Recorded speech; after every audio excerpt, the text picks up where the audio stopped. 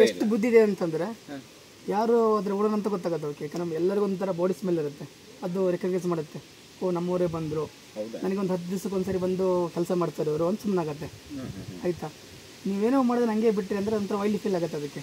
ಅದು ನ್ಯಾಚುರಲ್ ಇದ್ದೇ ಬಿಡುತ್ತೆ. ಅವಾಗ ಯಾರೇ ಬಂದರೂ ತೊಂದರೆ ಮಾಡಿದ್ರೆ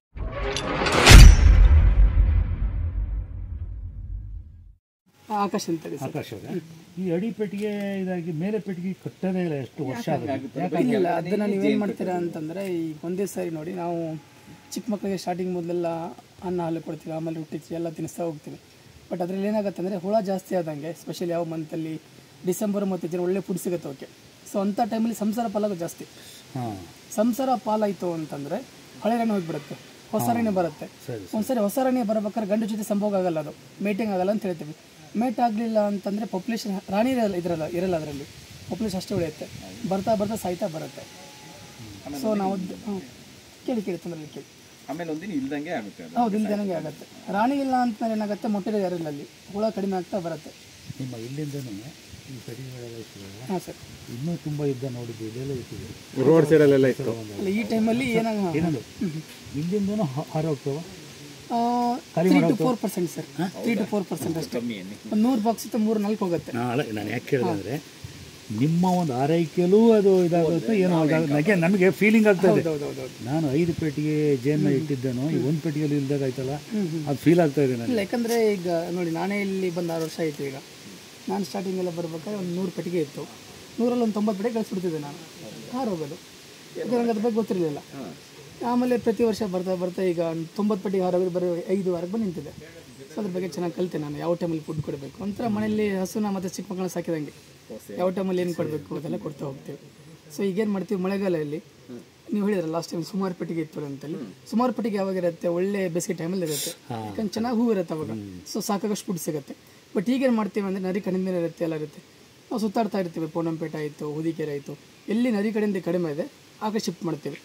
ಅದ್ರ ಸಲ ಒಂದು ಕಾರಣ. ಇನ್ನೊಂದು ಕಾರಣ ಏನಂದರೆ, ಫುಡ್ಡು ಮೊದಲೇ ಕಡಿಮೆ ಇದೆ, ಪೆಟ್ಟಿಗೆ ಜಾಸ್ತಿ ಪೂರ್ತಿ ಕಡಿಮೆ ಆಗುತ್ತೆ.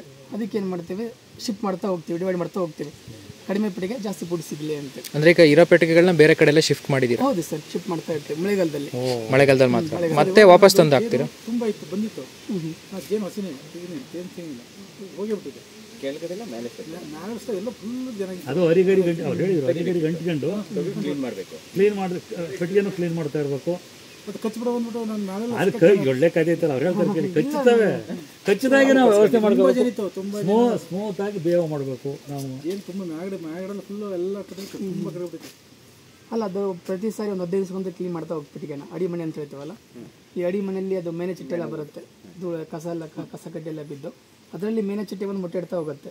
ಅದನ್ನು ಒಂದು 15 ದಿವಸಕ್ಕೊಂದ್ಸರಿ ಕ್ಲೀನ್ ಮಾಡ್ತಾ ಹೋಗ್ಬೇಕು. ಅಲ್ಲ, ನಿಧಾನ ನೀವು ನೋಡಿ ಯಾವ ಥರ ಅಂತಂದರೆ, ಕಾಡಲ್ಲಿರೋ ಹುಲಿ ಎಲ್ಲ ಮುಟ್ಟೋದು ತೊಂದರೆ, ಜೂರಲ್ಲಿ ಮುಟ್ಬೋದು. ಯಾಕೆ ಹೇಳಿ, ಅದಕ್ಕೆ ಮನುಷ್ಯರ ಅಭ್ಯಾಸ ಆಗಿರುತ್ತೆ.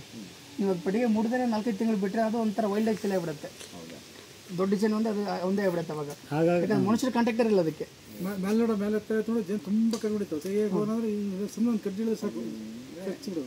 ಈಗ 1-2 ದಿವಸಕ್ಕಾರು ಜೇನು ಪೆಟ್ಟಿಗೆ ಹತ್ರ ವಿಸಿಟ್ ಕೊಡ್ತಾ ಇರ್ಬೇಕು, ನಮ್ಮ ಸ್ಮೆಲ್ ತಾಗ್ತಾ ಇರಬೇಕು ಅಂತ ಅಲ್ವಾ ಸರ್? ಯಾಕಂದ್ರೆ ಅದಕ್ಕೆ ಜನಕ್ಕೆ ಎಷ್ಟು ಬುದ್ಧಿ ಇದೆ ಅಂತಂದರೆ, ಯಾರು ಅದ್ರ ಓಡೋಣ ಅಂತ ಗೊತ್ತಾಗತ್ತೆ ಅವಕ್ಕೆ. ಯಾಕಂದ್ರೆ ಎಲ್ಲರಿಗೂ ಒಂಥರ ಬಾಡಿ ಸ್ಮೆಲ್ ಇರುತ್ತೆ, ಅದು ರೆಕಗ್ನೈಸ್ ಮಾಡುತ್ತೆ.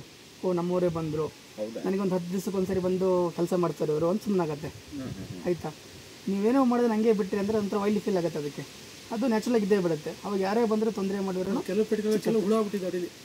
ಅದೇ ಅದಕ್ಕೆ ನಾವು ಮಗರ್ಸ್ ಅಂತ ಮಾಡೋದಕ್ಕೆ ನೀವು ಬಿಟ್ಟಾಗ ಯಾವುದೋ ಒಂದು ಚಿಟ್ಟೆ ಮೊಟ್ಟೆ ಇಟ್ಬಿಟ್ಟು ಅದು ಸೇಮ್. ನಾನು ನಿಮಗೆ ನನಗೀಗ ಅರಿವಾಗ್ತಾ ಇದೆ, ನಾನು ಇಷ್ಟು ಹಾಳು ಮಾಡ್ಕೊಂಡ ಅಂತ. ನಾನು ತುಂಬ ಜನಿತು ಅಲ್ಲ, ಸ್ವಲ್ಪ ಹೇಳ್ತೀನಿ ಕೇಳಿ. ನಮ್ಮಲ್ಲಿ ಒಂದು ಫಂಕ್ಷನ್ ಮಾಡಿ 34 ಜನಕ್ಕೆ ಪೆಟ್ಟಿಗೆ ಕೊಟ್ಟು ಆದರೆ ಇವತ್ತು ನಾನೇ ಫೇಲ್ ಆಗಿದ್ದೀನಿ. ಅದು ಅಲ್ಲ ಅಂದರೆ ತಿಳ್ಕೊಳ್ಬೇಕು, ಯಾವ ಟೈಮಲ್ಲಿ ಏನು ಮಾಡಬೇಕು ಅಂತೆಲ್ಲ ಚೆನ್ನಾಗಿ ತಿಳ್ಕೊಳ್ಬೇಕು. ಈ ಟೈಮಲ್ಲಿ ನಾವು ಹೇಳ್ತೇವೆ ಸಕ್ಕರೆ ಪಕ್ಕ ಕೊಡಿ ಅಂತ ಹೇಳ್ತೇವೆ. ಸುಮಾರು ಜನ ಏನು ಮಾಡ್ತಾರೆ, ನೀವು ಸರ್ ಹೇಳಿದಿರಿ ಈಗ ಚುಸ್ತವೆ ಅಂತ ಹೇಳಿದರು. ಸೊ ಅವ್ರು ಚುಚ್ಚೋದು ಭಯ ಇದೆ, ಆಮೇಲೆ ಜನಗಳನ್ನ ಹೋಗ್ಬಾರ್ದು. ಅವ್ರು ಏನು ಮಾಡ್ತಾರೆ, ಸಕ್ಕರೆ ಪಕ್ಕ ಎಲ್ಲಿ ಮೇನಲ್ಲ ಸರ್, ಇದು ಹಿಟ್ಟು ಅಂತ ಹೇಳಿದಲ್ಲ ನಮಗೆ, ಬೇರೆ ಬೇರೆ ಪರಾಗೆಲ್ಲ ಮಿಕ್ಸ್ ಮಾಡಿ ಕೊಡ್ತಾ ಹೋಗ್ತೀವಿ. ಸೊ ಇದರಲ್ಲೆಲ್ಲ ಬೇರೆ ಬೇರೆ ಇದೆ. ಇದೊಂದು ಮೈದಾ ಹಿಟ್ಟಿದೆ, ಇನ್ನೊಂದು ಕಡಲೆ ಹಿಟ್ಟಿದೆ, ಒಂದು ಹೆಸರು ಹಿಟ್ಟಿದೆ. ಸ್ವಲ್ಪ ಜೇನ ಎಲ್ಲ ಇದನ್ನು ಎಲ್ಲಿ ಇಡ್ತೀರಿ? ಅಲ್ಲ, ಆಲ್ರೆಡಿ ಅದರಲ್ಲಿ ಇಟ್ಟಿದ್ದೀವಿ. ಈಗ ಅದರಲ್ಲಿ ಇಟ್ಟಿದ್ದೀವಿ. ಅಂದರೆ ಇದ್ರದ್ದು ಕೀಪಿಂಗ್ ಕ್ವಾಲಿಟಿ ಗೊತ್ತಿರಬೇಕಲ್ಲ ನಮಗೆ. ಈಗ ಸುಮಾರು ಜನ ಕೇಳ್ತಾರೆ ನಾವು ಜೇನುತುಪ್ಪ ಎಷ್ಟು ದಿವಸ ಹಾಳಾಗುತ್ತೆ ಅಂತೇಳಿ. ಸೊ ಅದೇ ಥರ ಈ ಫುಡ್ ತಿನ್ನಲಿಲ್ಲ ಅಂದರೆ ಎಷ್ಟು ದಿವಸ ಹಾಳಾಗುತ್ತೆ ಇದು ಅಂತ ನಾವು ನೋಡ್ಬೇಕಲ್ಲ. ಆಮೇಲೆ ಇದೇನಾದರೂ ಒಂಥರ ಈಗ ನೋಡಿ ಆಲ್ಕೋಹಾಲ್ ಎಲ್ಲ ಅಂದರೆ ಡ್ರಿಂಕ್ಸ್ ಎಲ್ಲ ಮಾಡಿ BP ಹತ್ರ ಹೋಗ್ಬಾರ್ದು ಅಂತ ಹೇಳ್ತೀವಿ. ಯಾಕೆ ಆ ಸ್ಮೆಲ್ ಅದು ಕಾಯಿಗೆ ಬರಲ್ಲ. ಈ ಸುಮಾರು ದಿನ ಈ ಫುಡ್ ಅದರಲ್ಲಿ ಕೊಟ್ವಿ ಅನ್ಕೊಳ್ಳಿ, ಅದು ತಿನ್ನಲಿಲ್ಲ ಅಂತಂದರೆ ಸರ್ ಈಗ ತಾನೆ ಊಟಕ್ಕೆ ಹೋದ್ರೆ ಅನ್ಕೊಳ್ತೀನಿ ಮೇಡಮ್. ಹಾಂ, ಈ ಸುಮಾರು ದಿನ ಈ ಫುಡ್ನ ಕೊಟ್ವಿ, ಅದು ತಿನ್ನಲಿಲ್ಲ ಅಂತಂದರೆ ಅದೊಂಥರ ಫರ್ಮೆಂಟ್ ಆಗುತ್ತೆ, ಅಂದರೆ ಹುಳಿ ಬರುತ್ತೆ. ಈ ಹುಳಿ ಸ್ಮೆಲ್ಲಿಂದ ಪೂರ್ತಿ ಸಂಸಾರ ಬಿಟ್ಟುಕೋ ಚಾನ್ಸ್ ಇರುತ್ತೆ, ಜೊತೆಗೆ ಬೂಸ್ಟು ಬರುತ್ತೆ. ಅಂದರೆ ತೊಂದರೆ ಜಾಸ್ತಿ ಆಗ್ತಾ ಹೋಗುತ್ತೆ. ಆ ತೊಂದರೆ ಯಾವ ಫುಡ್ಡೆಲ್ಲ ಆಗುತ್ತೆ, ಎಷ್ಟಾಗುತ್ತೆ ನಾವು ಹೇಳಬೇಕಲ್ಲ ನಿಮಗೆ. ಕರೆಕ್ಟ್. ಇದು ಫುಡ್ಡೇ ಕೆಟ್ಟು ಹೋದರೆ ಹಾಂ, ನಾವು ಅದೇನು ತಗೊಳುತ್ತೆ ಅದನ್ನೇ ನೋಡ್ಬೇಕಲ್ಲ. ಇದು ಯಾವ್ಯಾವ್ದು ಹೇಳಿ? ಅಲ್ಲ, ಇದರಲ್ಲಿ ಒಂದು ಕಡಲೆ ಹಿಟ್ಟಿದೆ, ಆಮೇಲೆ ಇಲ್ಲಲ್ಲಿ ನೇಮ್ ಮಾಡಿದ್ದೇವೆ. ಕಡಲೆ ಹಿಟ್ಟಿಗೆ ಏನು ಮಿಕ್ಸ್ ಮಾಡ್ತೇವೆ? ಕಡಲೆ ಹಿಟ್ಟಿಗೆ ಬೆಲ್ಲನ ಸಕ್ಕರೆ? ಅಲ್ಲ, ಬೆಲ್ಲ ಅಂದರೆ ಇದು ಹಿಟ್ಟು ಇದರಲ್ಲಿ ಸುಮಾರು ಇದೆ.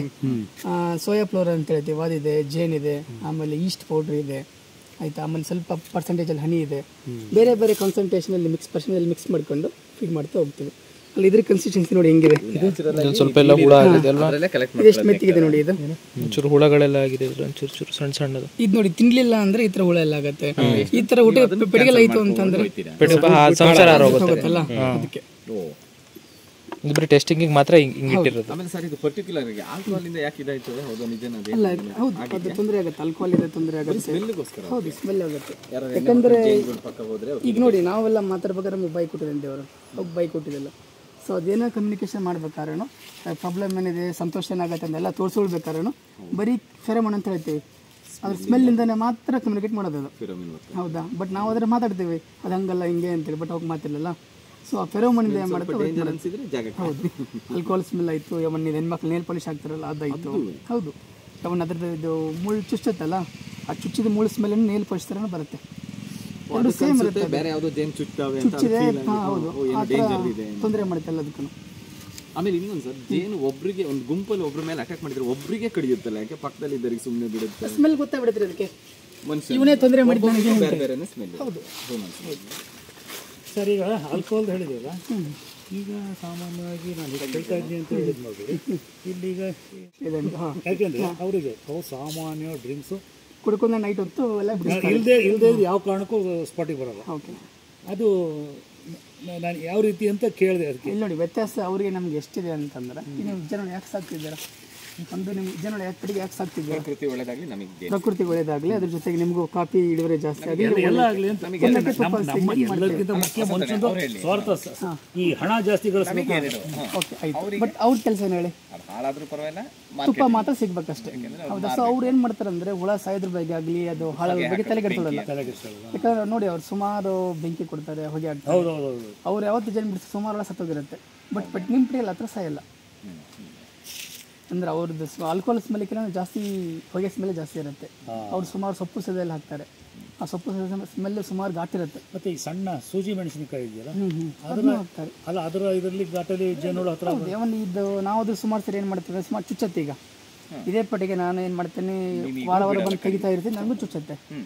ಬಟ್ ಏನಾಗ್ಬಿಡುತ್ತೆ ಅಂದರೆ ಅವಕ್ಕೆ ಪ್ರಾಬ್ಲಮ್ ಇರುತ್ತೆ. ಒಂದು ಇವತ್ತೇನೋ ಚೆನ್ನಾಗಿ ಬಿಸಿಲಿದೆ, ಬಟ್ ಮಳೆಗಾಲದಲ್ಲಿ ನಾನು ಬಂದು ಫುಡ್ ಕೊಡಬೇಕು, ಅದೊಂದು ಟೆಂಪ್ರೇಚರ್ ಮೇಂಟೈನ್ ಮಾಡಿರುತ್ತೆ. ಒಂದು ತಾಪಮಾನ ಒಳಗಡೆ ಪೆಟ್ಟಿಗೆಲಿರುತ್ತೆ, ಆಯ್ತಾ, 34 ಇರುತ್ತೆ.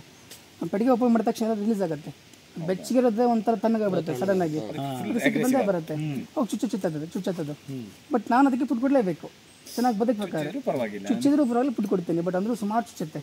ಅವಾಗ ಏನು ಮಾಡ್ತೀನಿ, ಈ ಥರ ಇದು ಕರಿ ಮೆಣಸು ಎಲೆ ಇದೆಯಲ್ಲ, ಒಣಗಿರೋ ಎಲೆ ಒಂದೆರಡು ಹಾಕ್ತೀನಿ ಅದಕ್ಕೆ.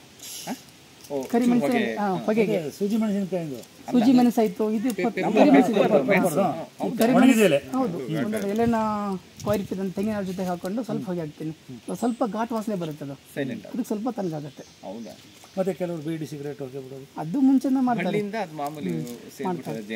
ಬಟ್ ಹೇಳಕ್ ಬರಲ್ಲ. ಬೀಡಿ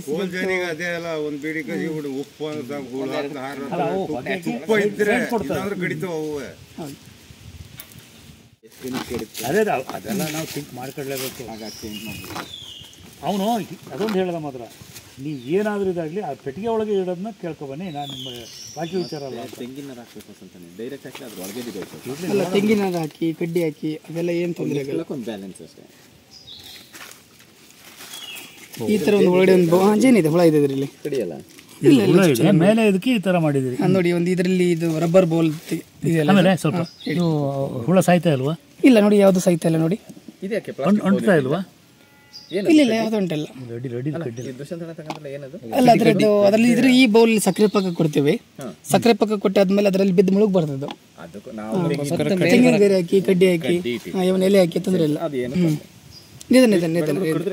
ತೊಂದರೆ ಇಲ್ಲ. ಆಮೇಲೆ ನೋಡಿ ಆಗಲೇ ಕೇಳಿದ್ರಲ್ಲ ನೀವು, ಬೆಲ್ಲನೇ ಉಂಡೆ ಕಟ್ಟಿ ಬೆಲ್ಲ ಅಲ್ಲ ಅದು ಇದು ಬೇರೆ ಬೇರೆ ಹಿಟ್ಟೆಲ್ಲ ಮಿಕ್ಸ್ ಮಾಡಿ ಕೊಟ್ಟಿದ್ದೀವಿ, ಅದನ್ನ ತಿಂತಾ ಇದೆ. ಓಕೆ, ಇದಕ್ಕೆ ಮೇಲ್ಗಡೆ ಅರಿ ಕಟ್ಟಕ್ಕೆ ಅವಕಾಶನೇ ಇಲ್ಲ ಈಗ. ಈ ಟೈಮಲ್ಲಿ ಕಟ್ಟಲ್ಲ ಮೇಲೆ ಅದು. ಓಕೆ, ಈ ಟೈಮಲ್ಲಿ ಕಟ್ಟೋದು ಭಾರಿ ಕಡಿಮೆ ರಾಣಿ ಹುಳ ಇದೆಯಾ ಏನಾದ್ರು? ಇರುತ್ತೆ ಇದರಲ್ಲಿ. ರಾಣಿ ಇದ್ರೆ ಮತ್ತೆ ಅದು ಜನ ಬಂದು ಹುಟ್ಟಿದ್ರೆ ಇಷ್ಟೊತ್ತಿಗೆ ಎಲ್ಲ ಓಡ್ಬೇಕಿತ್ತು ಆ ಕಡೆ.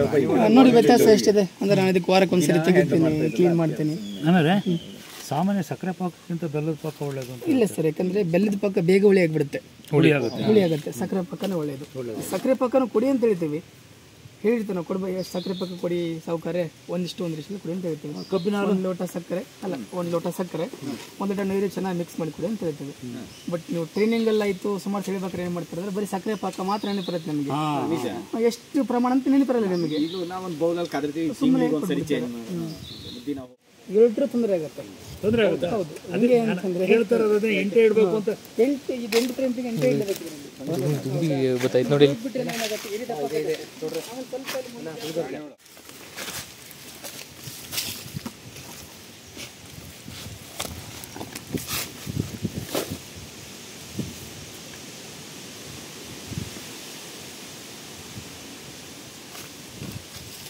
ಯಾಕಂದ್ರೆ ಇದರಲ್ಲಿ ಸ್ವಲ್ಪ ಜಾಗ ಇದೆ ನನಗೆ ಇಲ್ಲಿ, ಆ ಥರ ಕಪ್ಪು ಬಣ್ಣದ ಬೋಲ್ ಹಾಕಾಗಲ್ಲ ಇದರಲ್ಲಿ.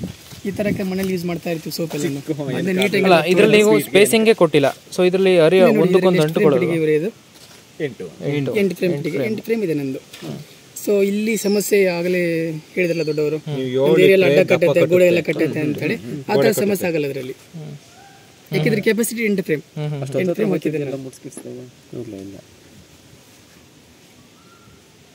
ಆಮೇಲೆ ಸರ್ ನಾವು ಕೊಟ್ಟಿರೋ ಪೆಟ್ಟಿಗೆಯಲ್ಲಿ ಇದ್ರ ಮೇಲ್ಗಡೆ ಒಂದು ಇದಿದೆ, ಅದನ್ನ ಹಾಕ್ಬೋದು, ಹಾಕ್ದೇನೆ ಇರ್ಬೋದು, ತೊಂದರೆ ಇಲ್ಲ. ಅದನ್ನ ಹಾಕಿದ್ರೆ ಇದಕ್ಕೆ ಎಕ್ಸ್ಟ್ರಾ ಇದರಿಂದ ಮೇಲೆ ಬಂದು ಇದಕ್ಕೆ ಕಟ್ಟಲ್ಲ. ಸ್ವಲ್ಪ ತುಂಬಾ ಚೆನ್ನಾಗಿ ತಿಳ್ಕೊಂಡಿದ್ದಾರೆ ಸರ್.